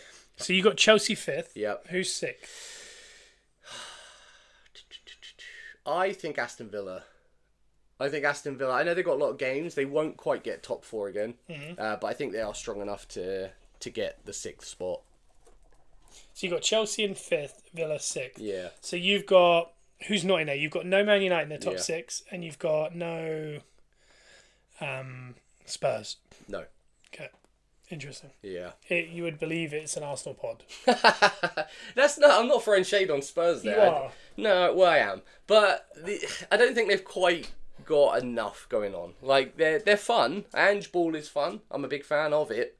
But I don't think they've got that. In this Premier League, there's too much quality there. Too many teams that got too much figured out. Too many quality squads. I don't think they're quite there yet. So we just went live on TikTok during the podcast. Hello, TikTok. We are Gunners Are Us Pod on TikTok. We got Yeti saying good morning. Shadow Rider 98, let's go Arsenal. Woo! Could you grab that up on your phone just so you can, Yeah, because I can't see from here very well. Okay. What's it called? The comments. But we are currently doing the predictions. We've got our top 6 and our bottom 3. So for me, I'm going to go Man United 4th. I'm actually going to go Spurs 5th. Okay, generous. And then I'm going to go Chelsea 6th. Okay. Where did I put Chelsea 5th? Yeah. They've got too many players. Surely they'll come good. Something's got to work. A combination of some of those players has to work. Yeah, and in the group we've got Yeti saying, who is the guy we've got to be patient about from Edu? Kingsley Coman, maybe. It could be Kingsley, it could be Sane, it could be Gnabry. Any of those wingers from Bayern Munich. I think it's one of them. But, I mean, if you want to talk about that, what we'll do here is we'll talk about the transfer. So on this predictions, that's our top 6. So Scott has Man City, Arsenal, Liverpool, Man United, Spurs, Chelsea, and the bottom 3 of Forest, Saints, and Leicester. Yep. Joe has Arsenal, Liverpool, Man City, Newcastle, Chelsea, Villa, and the bottom 3 being Leicester, Saints, and Ipswich. Now we've got to move on to what we think the last big transfer is going to be for the year. It could be outlandish. It could be Osimhen to Chelsea. It could be Tony to Man United. It could be Kingsley Coman to Arsenal. It could be whatever you want, really. In the chat, what do you guys think is the one big transfer left to happen in the Premier League? I've got my eyes on the chat. Let us know. For me, I don't know. I really don't know, because Arsenal, I've said the whole time, is I think they're playing a pretty interesting game. Yeah. I think they're purposely doing certain things. We've got Mbappe to Barcelona from Yeti. I think that'd be tough, that one. But I think they're kind of moving once another thing moves. Yeah. So they're almost waiting for movement. Yeah. So, are we going to get Kingsley Coman on a loan with an obligation to buy next year? That allows a lot of money to go get a forward this year. Yeah. Do you know what I mean? Yeah. So, because they're pushing that can down the road and going, we want Kingsley Coman, but we don't have to pay anything right now. So, financial fair play wise, Yeah. we're going to have to spend 40 million next year. That's true. But we're happy to have him now, but we need to bring a centre forward and go win that league. Yeah. Shadow has said, let's go Arsenal. Just want to say hi. Hello, Shadow. Hello. Yeti said, imagine Kingsley Coman on the left with heart eye emojis. And also Shadow Rider in there, he's having treatment on his cancer today, so good luck today. Good luck, Shadow Rider 98. For me, I think Coman is an easy one to say right now because we're doing a podcast right this second. Yeah. And it's being talked about. And I don't think, because I want this to be an outlandish one, Yeah. I'm going to say Arsenal are going to buy Tony. I think it's all going to go full circle. I think Arsenal have played the whole... Yeah. What's it called? I think they've played the game. Yeah. They've lowered his price, and I think it was a plan the whole time. I think Tony to Arsenal is my talked about transfer at the end of this window. That is fun. Yeah, what do you think? I think I'm very excited about the Tony one. I think that's exactly what we need, is that kind of player that can come on and make a little difference. Mm-hmm. I think one that we discussed a little while ago is the one I'm going to go with, and that's Rodrigo. Rodrigo? From Real Madrid. Yeah. I think we're going to come out of nowhere and sign Rodrigo. To Arsenal. Yeah, to Arsenal. I think the other one in my head was I was nearly going to go Osimhen. I think Osimhen's going to end up in the Premier League. Yeah. And I don't know where, but either way, it's going to be really exciting. Yeah. Yeti just said, perfect play really is to, kind of make everyone kind of panic, and then they panic sell at the end. I think almost like we've put out the information that Arteta met with Tony and he doesn't like him. Yeah. All these other teams have then gone like, Man United should have gone for him. They haven't. Liverpool could. They haven't. No one's going in from Chelsea. It's like they listened to what Arteta said. Chelsea are willing to spend double on a youngster that's unproven. Yeah. Tony would be a perfect pick for Chelsea. Yeah. But no one's doing it. And I wonder if Arsenal have done it on purpose. Leave it later and then Brentford go, well, we kind of in our head kind of thought we're not going to sell him. Yeah. And also, if we buy him, they can't sell Mbeumo, which ruins Liverpool's plan. Yeah. So I think there could be some... It's like Arsenal with Zubamendi and Marino. I think we're messing other people up. Purposely. I got this visual of Arteta and Edu walking around. They've got their business cash on. It's a sunny day. They've got their Ray-Bans on. And they're just walking around messing everything up. Yeah. But we gain. Yeah. And he's just said Chiesa. Yeah. I saw yesterday that Szczesny and Juventus could terminate their contract. Wow. So I wonder if he could be a keeper. If you're looking... He's a free agent, so that's zero money in. Could you go sell Ramsdale to the likes of... I say Newcastle, but they've got Pope and they've bought a keeper. But maybe... I don't. Do you know, I honestly don't know where he would go, but he would instantly make Saints a much better team. Yeah. Would he go back to Bournemouth? Maybe. I think they're happy with their keeper, so it's a really tough one. But if Ramsdale got sold and Szczesny got brought in, again, if you're looking to create some money for a Tony or for an Osimhen or for an Eze or Kingsley Coman... That's how you do it. We'll get Nabry back and get the boys back together. And I would say I love the idea of I love Ramsdale. Yeah. But the other thing is Ramsdale and Raya is awesome. Yeah. But I also watched a preseason in which Ramsdale got 0 minutes. Yeah. Raya played 90 minutes of both Emirates Cups. Raya pretty much played every competition last Yeah. year. I don't think he has any intention of playing the second keeper. No. So no. I don't think we have to be so worried. Again, if Raya gets injured and Ramsdale has to play a whole season, Yeah. that's perfect. Whereas Yeah. Szczesny playing a whole season, I don't know if that's good for We us. haven't seen him in a long I think he'd be time. fine, but I don't think you can win a league with that. Yeah. So maybe it is a real gamble. But I also think you gotta just be confident. You gotta go into a season with the intention that you're not going to get massive injuries. Yeah. You're not going to, because I mean, if we got Saka, Rice, and Rayo got injured, and Saliba in game week 2, touch wood, Yeah. we're not going to win the league. No. Like, that's just a fact. Like, Yeah. if City lost Rodri, De Bruyne, Haaland, and Edison week 2, Yeah. they're not going to win the league because they're going to lose too many games, and you have to be so perfect now. I think, like Yeti said as well, I think bringing Szczesny back and Ramsdale sold, for old time's sake, would be nice to see Szczesny back. Yeah. We got Brad's 91 saying nobody's going to give us 30 million for Ramsdale, sadly. Yeti reckons Ramsdale was more of a 20 to 25 max. I honestly, it's a shame. I'd really hate to lose money on Ramsdale because I think we bought him from Bournemouth or Sheffield United. Bournemouth. Yeah. We've only improved him. Yeah. And I mean, if you're a Saints or someone, Yeah. you buy him. He's your keeper for the next 10 years if you yeah. want. He's so good. He's England's number 2. Yeah. Like- well, he was still good when we removed him from the team. It's That's just what he I hasn't mean. had the minutes. And again, the only reason he is any element of bad with Arsenal is he isn't as confident Yeah. as Raya with his feet. Which is, yeah. I mean, and that's not needed Yeah. by every team. And I mean, I think our bias is showing when we're saying that Szczesny in would be good. Brad says Shez isn't better than Ramsdale. I wouldn't have him as number 2. That's what I was about to say. Was the thing is we love Szczesny as Arsenal fans, and he hates Tottenham. All these kind of things that Yeah. Arsenal fans kind of engage with. Yeah. I don't think he plays with his feet or anything. Like, he is not an Arteta No. goalie. Like you said earlier about the Smith Rowe and the Eddies of it doesn't fit what we do. I'd say this though: Tommy Setford is a good keeper. Yeah. I wonder if maybe Setford becomes number 2 and Szczesny is the number 3. And Yeah. like with Rob Greens and all these guys that kind of stay in teams longer, Tim Krul, Carson, he's the older head that knows Arsenal, puts it into them before every North London derby. We have to win this, these kind of things. Yeah. Maybe it's one of these guys. He said, I do like Rodrigo's shout. He's got great potential. I think he's got great potential. I think we could surprise everyone with that one. I think you've brought that up before. Craig Collier also says, have you got a fantasy league? We do. I'll try and find you after this. It's not for this podcast. It's just kind of a random Yeah. one. But I'll try and let you know after this if I remember. If not, I apologise. So the keeper situation, I don't know. But as far as transfers, I've gone Tony. I think we've played a long game. And Joe's gone Rodrigo to Arsenal.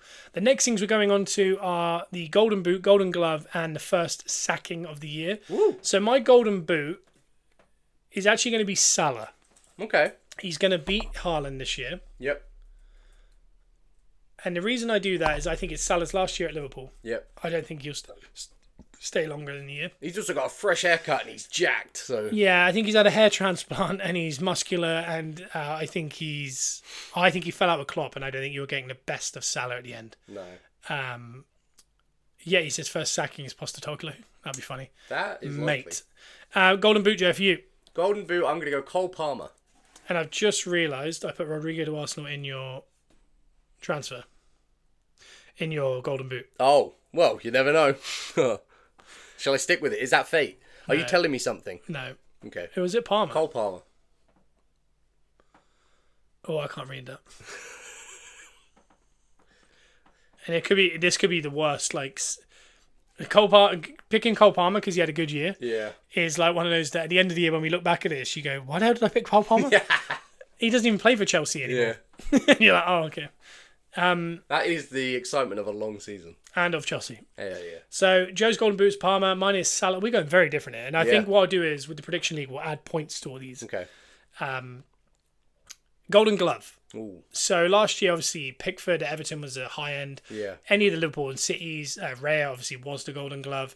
So, he said Golden Glove is Raya. Shadow Rider has just said, how much do you think Aaron Ramsdale will be sold for? I do think the chat is right. It's probably somewhere in the 25 range. Yeah. I would like it to be 35 range just so we don't lose money. Yeah. But he could also be, if we end up bringing in a Szczesny who is free, I wonder if he's a loan with obligation to buy for 30 million. Yeah. Something like that, and it's just something that will be helpful next year. Yeah. But I think Tommy Setford actually could be our second keeper this year. So Yeah. I don't know. Golden Glove. Raya's the easy one. I do think we look solid. I've got a feeling by the end of the year, this is a shout, Okay.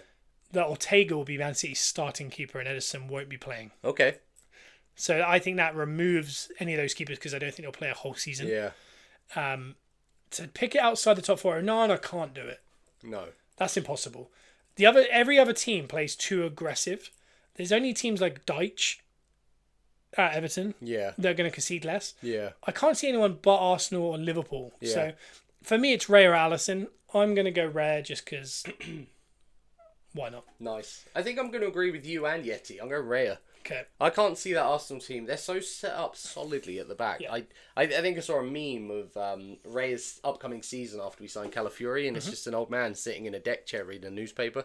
I think it's going to be a little bit like that. I tell you this. I think the hindsight we have on Arsenal season last year is way more aggressive than it should have been. Yeah. Because I feel like when I watched Arsenal, we made a lot of mistakes at the back, and everyone was like, they're so solid. And I felt like when I watched it, it was like, we scored a few own goals. Raya just missed the ball a few times. Yeah. Like, Raya nearly kicked it in his own net twice against Spurs and City. Yeah. I think he did kick it in his own net at one point. Ramsdale did. I think, like I said earlier in the podcast, and check out the rest of the podcast if you're on TikTok currently and you haven't heard it yet. Yeah. I said we're going to iron out a lot of the mistakes we made last season, and that'll be our step up this season.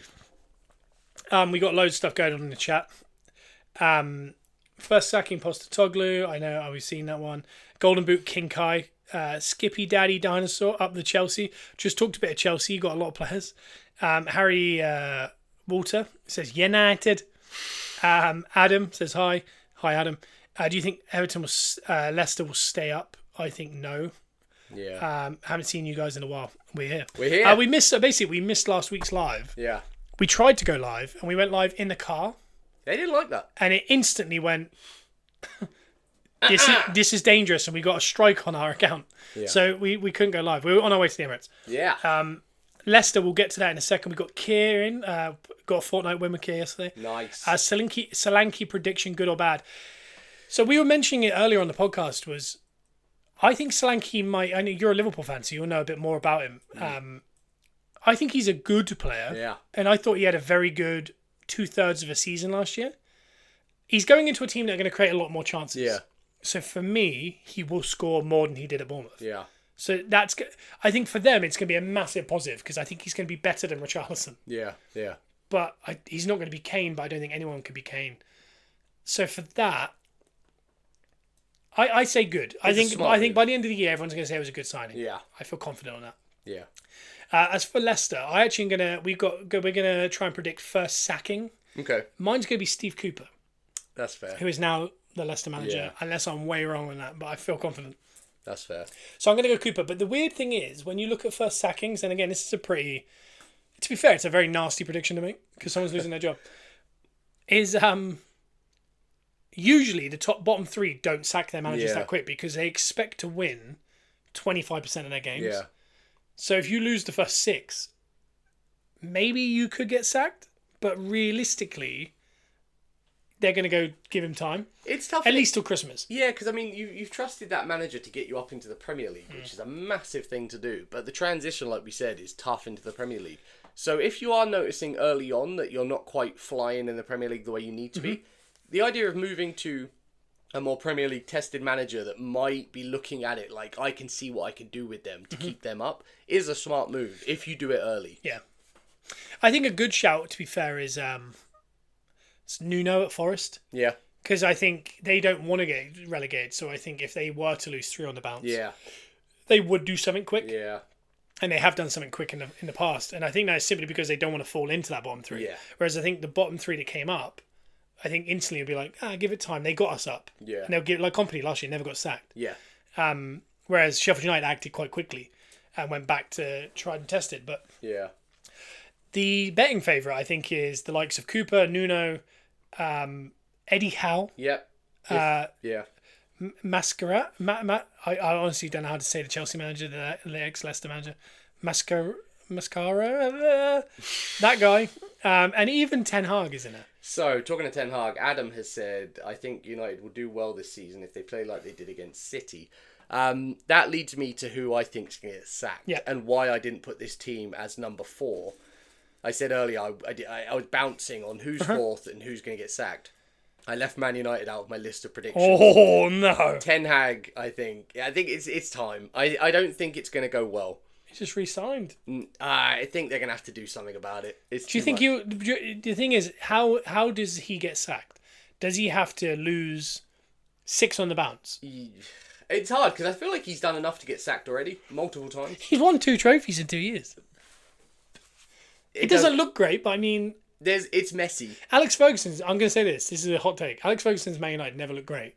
But they won the league every year. I don't feel like Man United ever look good. Yeah. Well, because we talked about this with a Man United fan at the wrestling show last week. Yeah. People talk about United DNA. Yeah.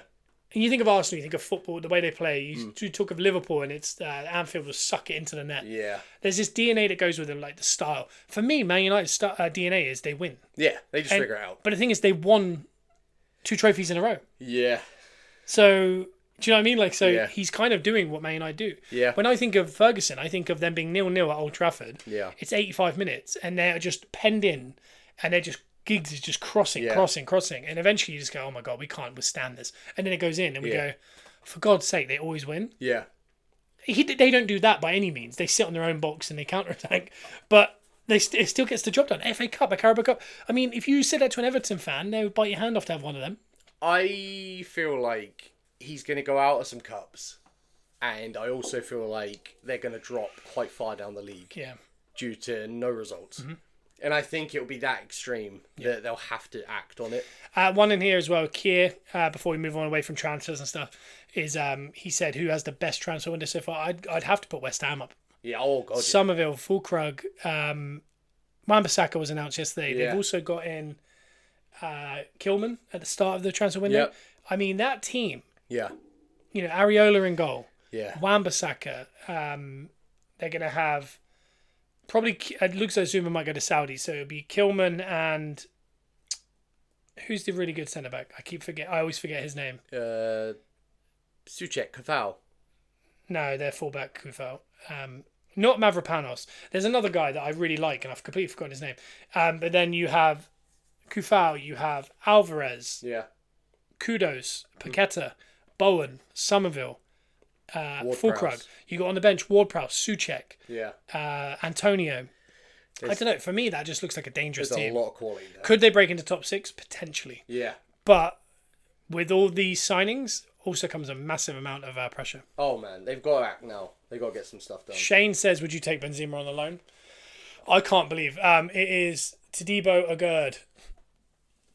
That's the name, Agurd. Agurd. I'm saying that terribly because I'm a horrible Englishman. Agreed.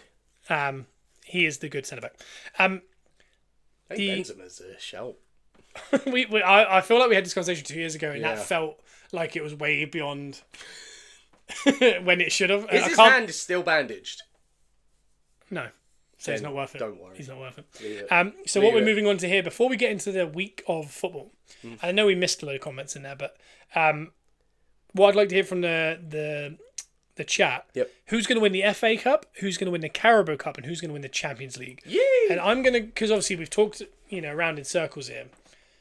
I'm going to throw in my guesses. Okay. I'm going to go Arsenal Carabao. I'm going to go Liverpool FA. Okay. And I'm going to go Madrid. For Champions League. I was going to go Liverpool. Just got a weird feeling Liverpool could drop in the league a little bit, but have a massive Champions League run they do. Ben is in the chat. Hello, Ben. Hello, Ben. So we've got Brad. He's got City winning the domestic double, and he's got Madrid winning the Champions League. Yeti has got Liverpool, Carabao, Arsenal, FA, and PSG finally winning that Champions League. Okay. What are you thinking, Joe? I think... so the positive side of me wants to give Arsenal the Champions League, but... I feel like we're going to win the Premier League this season, so I don't feel like we're going to win a cup. Yep. I think Champions League... I'm going to agree with the PSG shout. Okay. I think they finally get it done. I think it's got to come at some point. Yep. FA Cup, Liverpool. Carabao, I'm going to go Man City. Do you know what? And this pains me to say, I could see Spurs winning a cup this year. Yeah, I can see that as well. We got Ben saying United are going to win the league. Love it, Ben. And also, we're good. Thank you. How are you? Hello. So that has been our predictions. If you want to know exactly what it is, so I've gone, my golden boot is Salah. Yep. Golden glove is Raya. First sacking is Steve Cooper. The big transfer still to happen is Tony to Arsenal. FA Cup is Liverpool's. Carabao Cup is Arsenal's. Champions League is Madrid. Joe's golden boot is Palmer. Golden glove is Raya. First sacking is Eric Ten Hag. Transfer is Rodrigo to Arsenal. FA Cup is Liverpool's. Carabao Cup is Man City. Champions League is PSG. We've both got Saints and Leicester going down. I've got Forest. You've got Ipswich also. I've got Man City winning league. You've got Arsenal. Top four for me is Arsenal, Liverpool, Man United making up with Man City. You've got Liverpool, Man City and Newcastle making up with Arsenal. And you've got the European places going to Chelsea and Villa. I've got them going to Spurs and Chelsea. Okay. So that is the full rundown of our predictions. These will be read out again in 50 weeks. We will go back through these at the end of the year. So if you're playing along for the season, obviously do it. Yeti, Spurs can win the We Came Top 4 Cup. Arsenal won that one every year for a long time, and it was good. It was nice. Damien says Ange has spent as much as Arteta in the last 3 years. Yeah, I think Ange is underratedly spending a lot of money very quickly, and he kind of has to because he's rebuilding. Yeah. You do have to bring something. The only reason Arteta got the following 2 years is because he won an FA Cup. Yeah. I think he won the FA Cup. It gave him time. He was going to get sacked. Oh, yeah. But it gave him a little bit of time. I think this year, for me, if I was Ange, top 4 in a Carabao, go win it. Yeah. Go play your best team in the Carabao Cup and you'll win that, I think, if you're Spurs. And build from there. I really believe if any of the top 4 decide in their head, I'm going to play my best team in the Carabao, you win it. Yeah. You might struggle in the league a little bit if you're trying to win the league, but I don't think Spurs are trying to win the league this year. I do think top four in a Carabao Cup, I think most Spurs fans would take your hand off. 100%. And it'll give Ange that bit of time, and then he could buy a couple more players, and then they can really act. I think they could challenge. Yeah. Is the League Cup enough? I do think it is short term. I think they do need to win a bigger trophy. But I mean, Spurs, what have they won trophy-wise? Is it one Carabao Cup in... Since 93, they've won one Carabao Cup, right? Yeah. And that's it. Yeah. FA Cup minimum. Arsenal going to bottle it again from Red.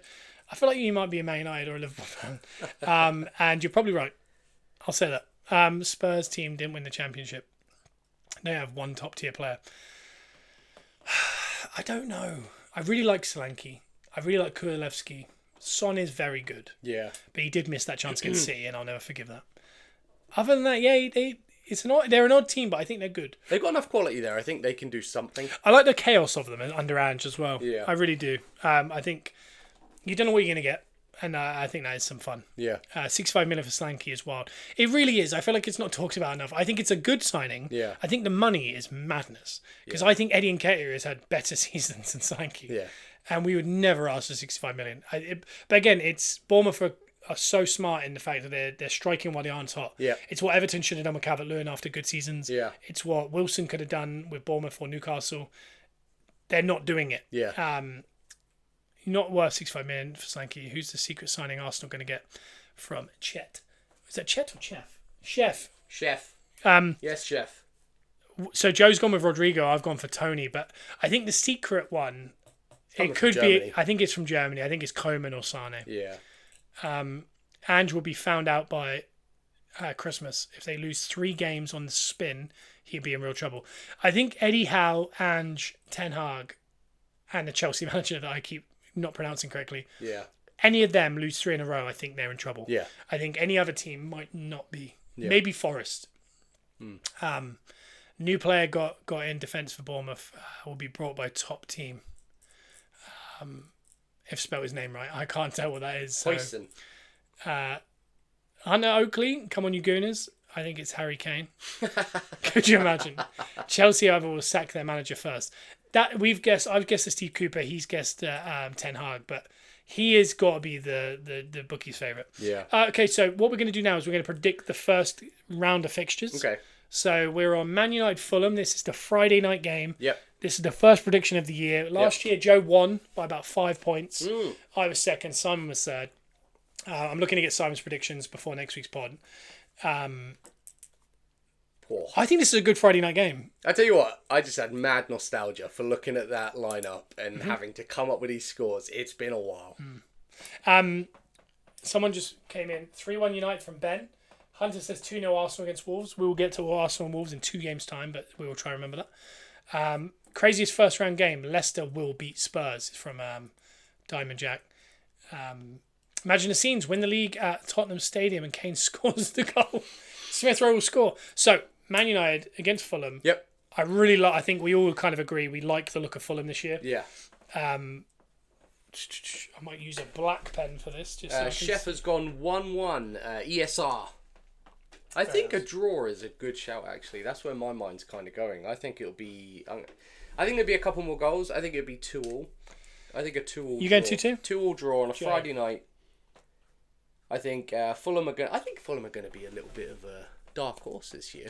I think them and I think a lot of us are kind of thinking them and West Ham could be a bit of fun this year. Yeah. I got a felt tip out there. Do you use a felt tip? No. So Diamond Jack the Barber has also agreed 2-2. Last minute equaliser.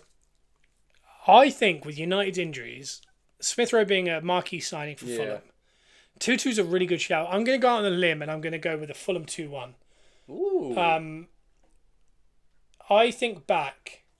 This isn't the same, but I think back to Friday night football. Arsenal had to play Brentford at home, at Brentford, and we lost. And everyone was singing, and it was a big old, oh my God, this is going to be an unpredictable season. Yeah. This could be one of those moments where they go, and it's Ten Hag in the rain doing the face. Yeah. And because United do have injuries. They have a lot of injuries. And I mean, there has got to be something connected between the fact that Arsenal's doctor left and we had 11, 12 years of pure injuries all year, and we never had a first 11. Hey, what's he doing? And then he left, and we've never had an injury touch wood since, it feels like. And Man United now have constant injuries. Yeah. De Ligt has signed, yes, from Ben.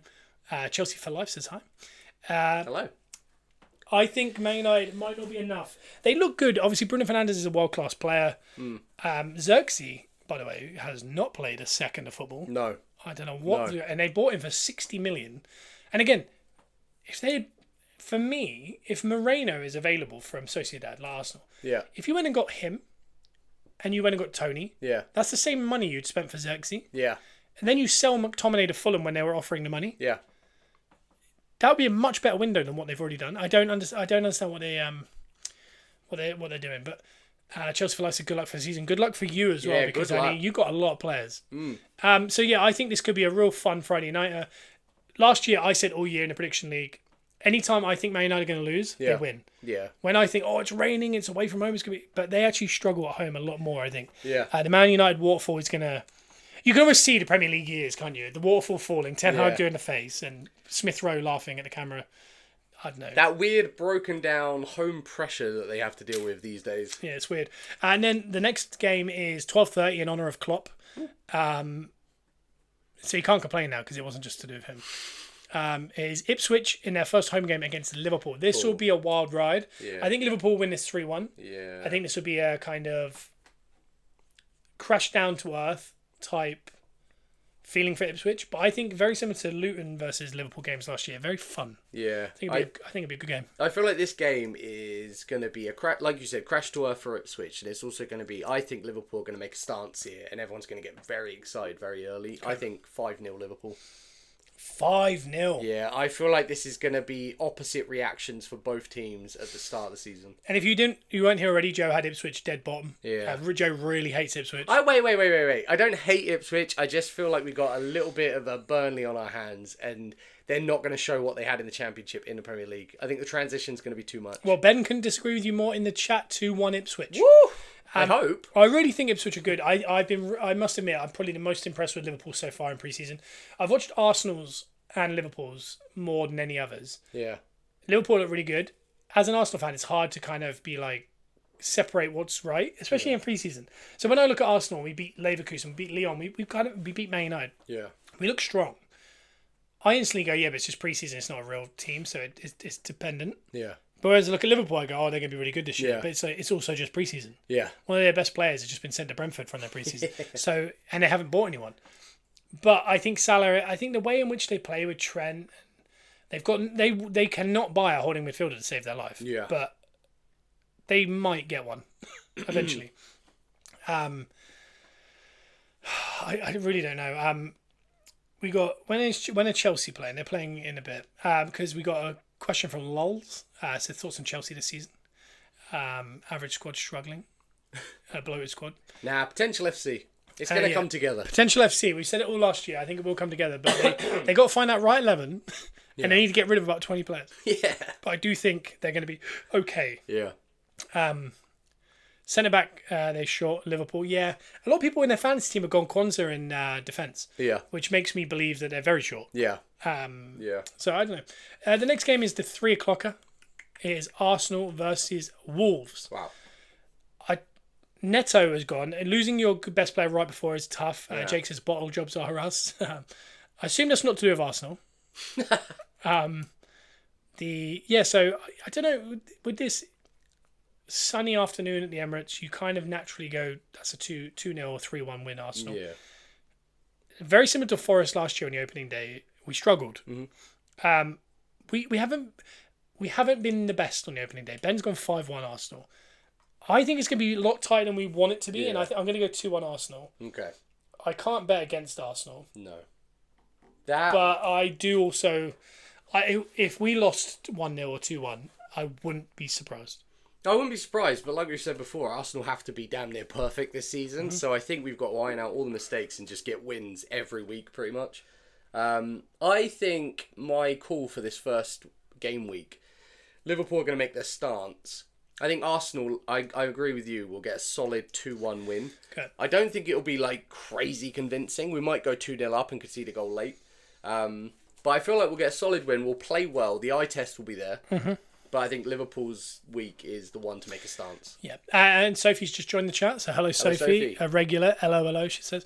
And also she became a level 14 member. I don't know. It's a year in now of these lives, or maybe 6 months or whatever it was in January, I think. Still don't understand what's actually happening. Yeah. So we're figuring out. We are old. We're old TikTokers. We're also very good. Thank you, Sophie. How are you? Calafiori gets an assist that game. I'd love that. I like that. He looked sharp in that game. You didn't see him because you... No, I lost the feed. Some of the movements, he's very aggressive and he's very Timber-like in the sense that he's had a massive injury. Yeah. But he still flies into tackles. It's mad. Yeah.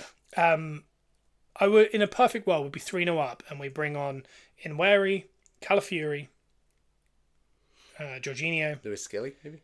Maybe not Lewis Skelly. Yeah. Martinelli. Yep. And a Jesus. Yeah. Big 5 changes. Loads of, resting going on. That'd be ideal to me.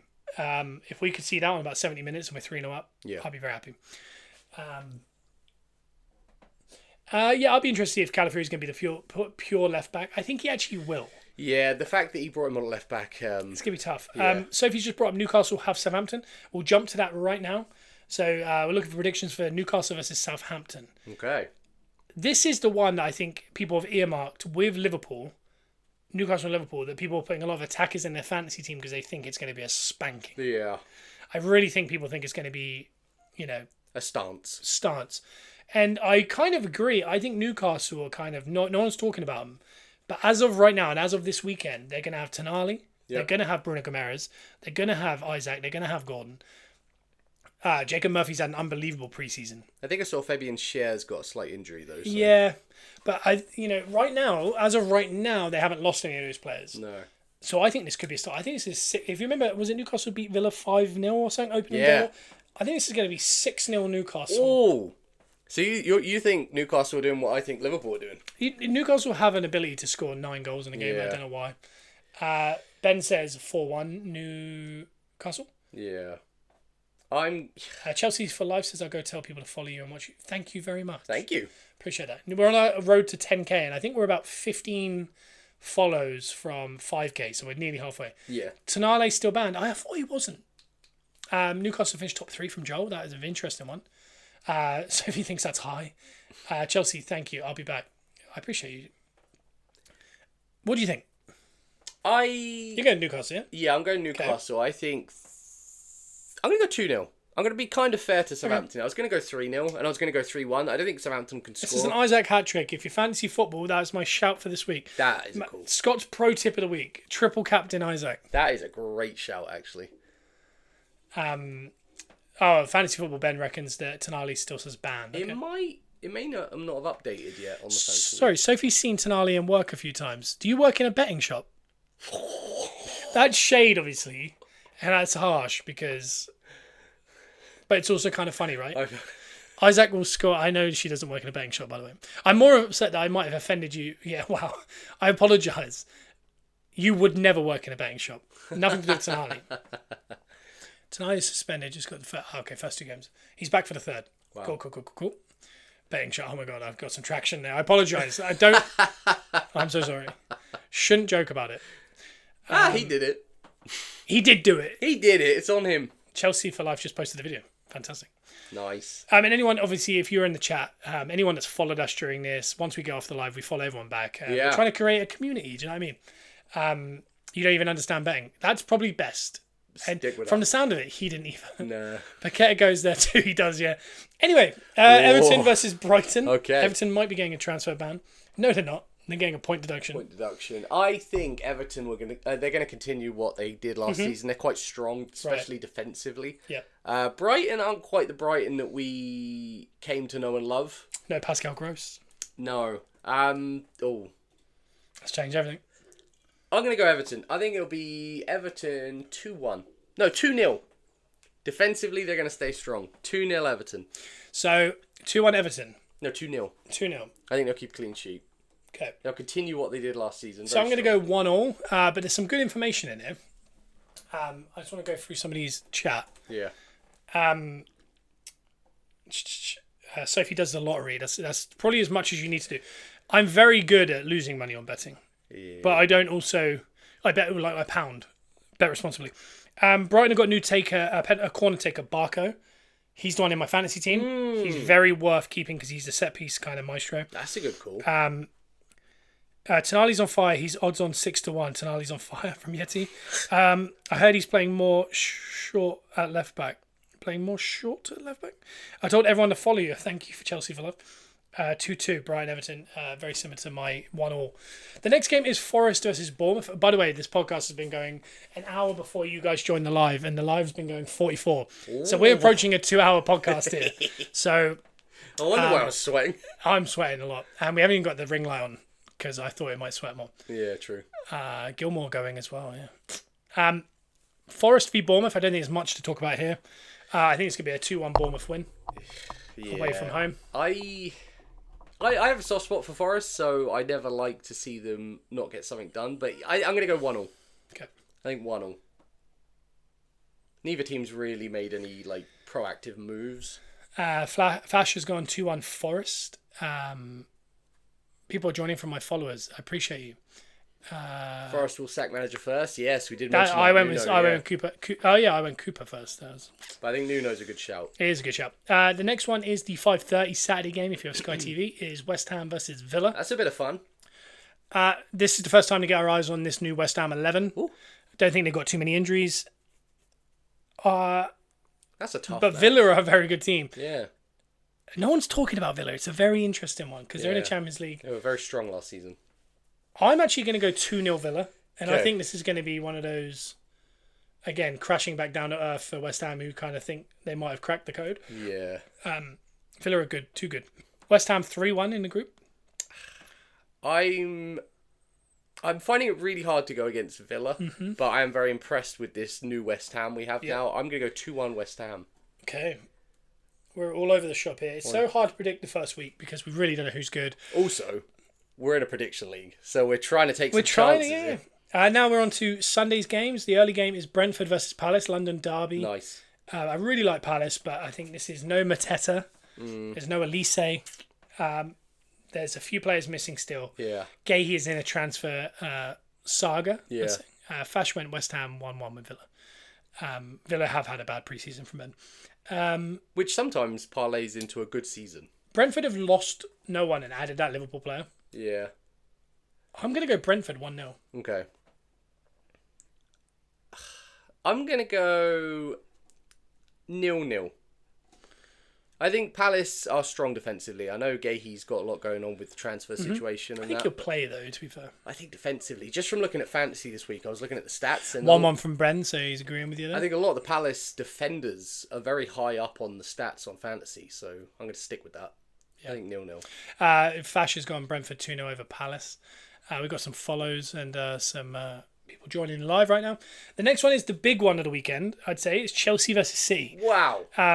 Chelsea's 100 players are going to be all there, apparently, and they're all allowed on the bench now. And they have to cordon off a part of the stands for them, I think, at this point. Honestly. And City with De Bruyne with the top knot. They've lost Alvarez. They're probably going to buy one player this transfer window, and it'll probably be Grimares. Yeah. I would love a Chelsea winner. 2-2 in the group from Fash. A Chelsea win here, I think, really puts a cat amongst the pigeons. This is tough. I think it instantly makes everyone feel like they're in for a good season, but I think City could also then just win 20 in a row. Yeah. I'm actually going to go Chelsea. I think I think everyone's so down on Chelsea because they're transfer business, but they also are buying really good players. Yeah. So I'm going to go 4-3.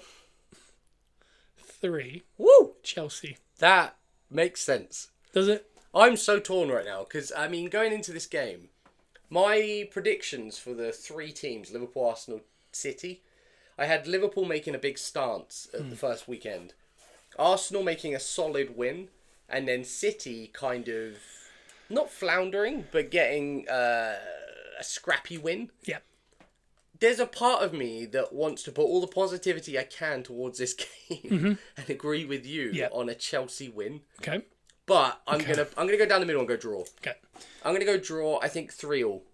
Yeah, we think high scoring for some reason, don't we? I don't know if it's because they had that 4-4 last year. That's gonna be an exciting game at the Bridge. Mufasa says, I can't believe we're not going in for a striker. We're going to come second again. Yeah, I think this time we've predicted a couple. I think Tony, we might be actually in for Tony, and I think it might have been a plan the whole time. It's a ploy. Ben reckons draw, no goals. Interesting. The last game of the weekend is the Monday night football. It's Leicester at home to Spurs. Ooh. I mean, if you want to, for me, if I was an Arsenal fan, away to Leicester on a Monday night is not how I want to start. And if I kind of carry that logic over to Spurs, it's not an ideal start. I know people would say it's a relegated team. Yeah. But something about nighttime, under the lights, team coming up, former Premier League winner, the crowd are up for it. It can be a little bit of a battle, I think. Yeah. But I do think Spurs will win. Mm-hmm. But I don't think it's going to be that easy. There's a chance for anything here. Yeah. I'm going to go 2-1 Spurs. But I think this could be... It could be the game of the weekend, to be fair. Yeah. I think it really could be a good game. I think this is going to be a knockdown, drag-out slugfest. I think Ben agrees because he's gone Spurs 3-2. Yeah, I'm gonna go... I've done a lot of draws so far, so I'm going to side with Leicester. Okay. I'm going to agree with Ben. 3-2. 3-2 Leicester. I'm just putting those positive vibes up. Right. That's all I'm doing. Fash has gone 3-1 Spurs. Spurs won't get clean sheets this year. Yeah. Spurs are an odd one, and I think against Munich they would look really poor. Yeah. But I mean, it is Munich and it is preseason. It's so hard to tell. And the thing is, preseason's hard to kind of gauge anything, but also the first week. Yeah. Because as far as individual players and fantasy teams and stuff like that, we're going to learn about a couple players that we don't know about right now. They're going to come out of nowhere for like an Everton.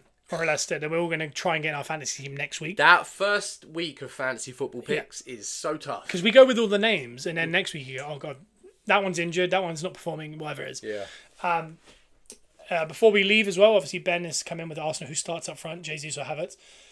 The way in which we're doing it, I think Havertz might start in midfield and Jesus starts. Okay. But I would rather Havertz start with Trossard and Saka. Yeah.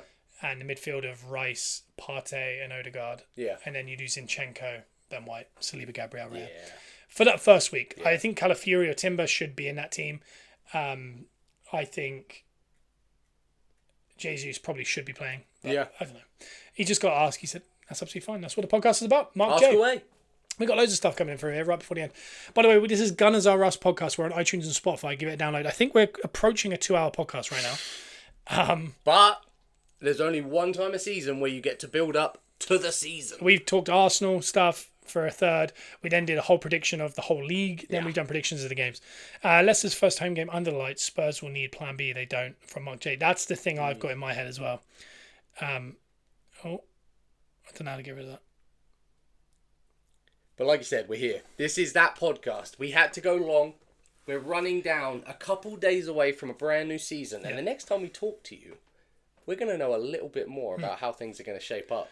And we got Ben saying Jesus looks in great shape and he's better this year or he's sold. I agree. I think he'll be sold next year if he's not at it. Yeah. So happy for Ahmad playing for United as a United fan. I really like Ahmad. I think him and Garnacho and Mainu are your future. Yeah.